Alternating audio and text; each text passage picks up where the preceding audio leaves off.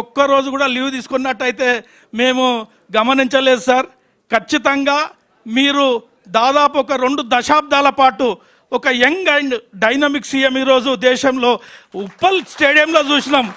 మెస్సీతో పోటీ పడే విధంగా మరి మీరు ఒక వార్మప్ చేసి ఒక ఫుట్బాల్ ప్లేయర్గా ఏ రకంగా అయితే పనిచేశారో ఖచ్చితంగా ఈ రాష్ట్రాన్ని మాకు చాలా నమ్మకం ఉంది సార్. మీ అంత ఫిట్ ఉన్న సీఎం దేశంలో, అట్లాగే ఆ ఫిట్ తెలంగాణను, ఎకనామికల్ ఎంపవర్మెంట్ తెలంగాణను, బీద ప్రజల కోసం మీరు అవిశ్రాంతిగా పనిచేస్తున్నారు. దానికి మా వంతుగా చేదోడు వాదోడుగా ఖచ్చితంగా ఈ రాష్ట్ర అభివృద్ధిలో మేము వెంట ఉంటామని మీకు హామీ ఇస్తూ, ఇప్పుడు మా రాష్ట్ర అధ్యక్షులు అన్న ఏలూరు శ్రీనివాసరావు గారిని సభను ముందుకు నడిపించాల్సిందిగా విజ్ఞప్తి చేస్తున్నా. Thank you sir. ముఖ్యమంత్రి గారైనా ప్రధానమంత్రి గారైనా మాకు మాత్రం అన్నా మీరు రేవంత్ అన్నే. ఇక అది మాకు రోల్ మోడల్ అన్నీ మీరే. ఎక్కడున్నా మేము ఎవరు పిలుచుకున్నా సారని పిలవడం రాదు, మాకు అట్టని పిలిస్తేనే ఒక సంతృప్తి.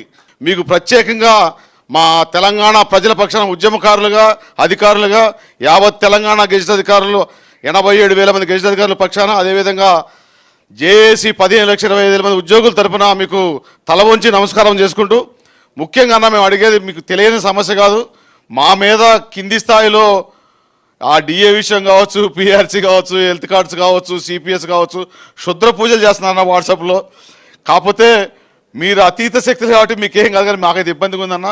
మేము అడిగేది ఒకటే, మా సంఘపరంగా అడిగేవి 3 డిమాండ్లు ఉన్నాయి. మాకు తెలంగాణ గెజిట్ అధికారులుగా ఎక్కడ కూడా సంఘ భవనాలు లేవు, అన్ని సంఘాలకి భవనాలు ఉన్నాయి, ఆస్తులు ఉన్నాయి. తెలంగాణ గెజిట్ అధికారులుగా మేము అంతా కూడా సంచార జాతిలాగా ఉంటాం. ఒక జిల్లాలో 2 ఏళ్ళ కంటే ఎక్కువ పనిచేయం.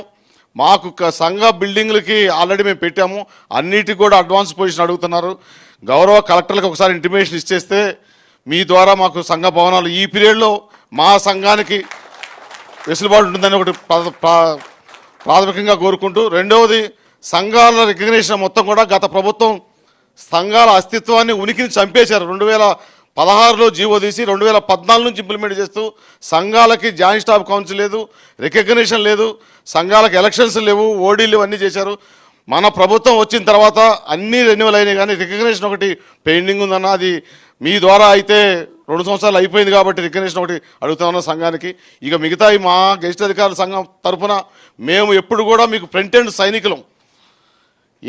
ఏ స్కీమ్ అయినా ఏదైనా సక్సెస్ చేసే బాధ్యత మాది. అవసరమైతే హాలిడేస్లో అయినా పనిచేస్తాం, 1 గంట అదనం కూడా పనిచేస్తాం. మీకోసం సైన్యంలాగా పనిచేయడానికి ఈ 5 సంవత్సరాలే కాదు, వచ్చే 5 సంవత్సరాలు కూడా సిద్ధంగా ఉంటామన్నా.